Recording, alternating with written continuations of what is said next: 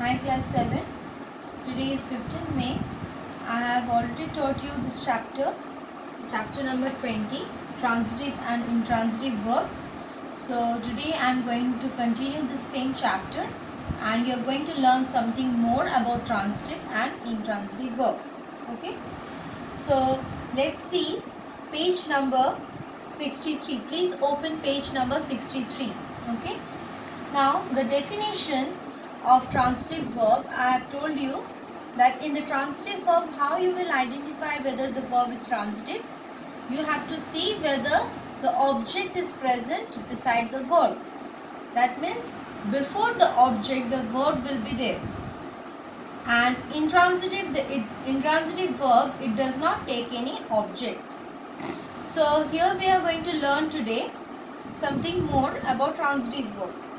See, a transitive verb is a verb that denotes an action which passes over from the doer or subject to an object.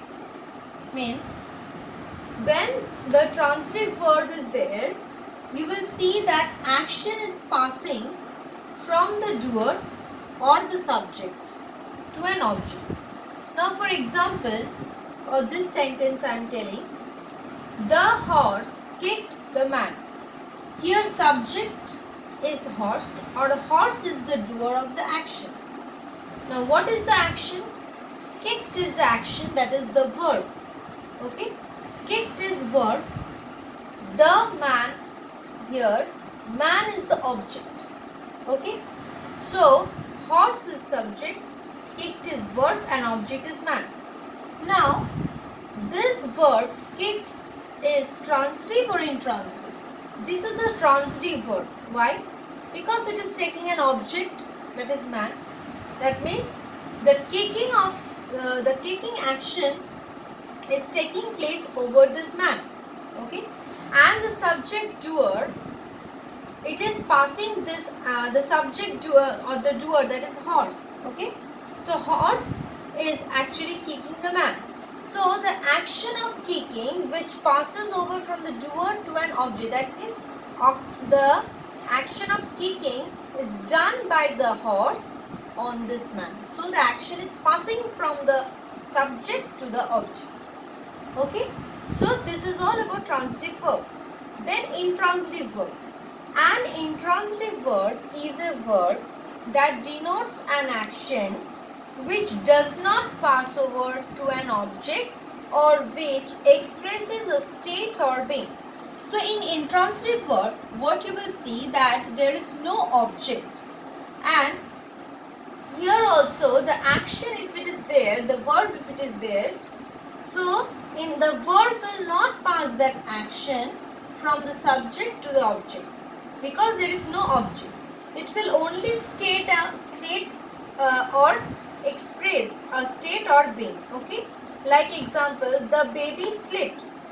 So sleep is the state of the baby. Okay, now please look at your book. There are few points to be remembered, like point number 182. Most transitive verbs take a single object. Okay, some transitive verbs, they only take single objects like give, ask, offer, promise, tell, etc. and take two objects after them, an indirect object which denotes the person to whom something is given or for whom something is done, and a direct object which is usually the name of something. Now indirect object and direct object, sometimes in sentences there are two objects for the transitive verb, indirect as well as direct.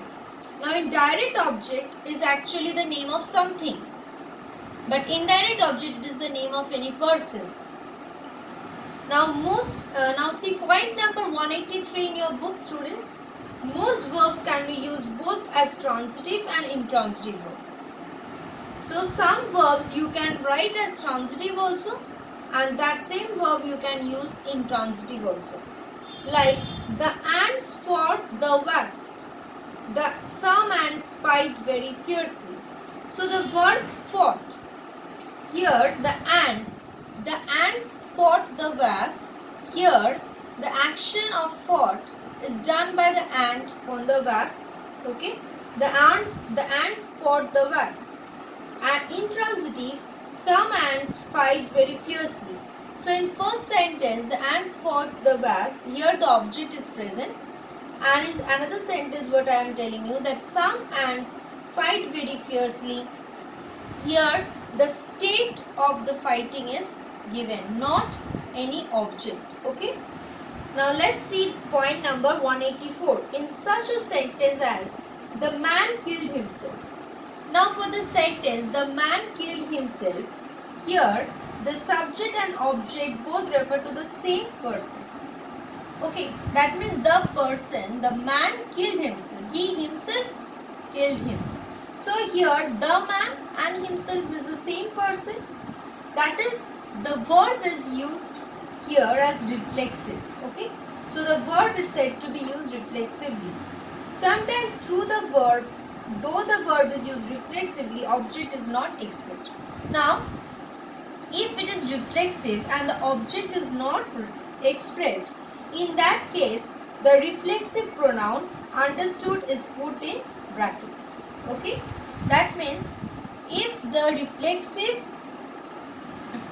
object is not present and if it is denoting some reflexive person, in that case you can put the reflexive pronoun in bracket. Okay, like the bubble burst. The bubble burst itself. So you may not understand because that is not given in the sentence, but you can write it in the bracket. Okay, the bubble burst itself. So itself. Then the guests made merry. That means the guests made themselves merry. So this you can understand automatically that it will be the guest means it will be themselves.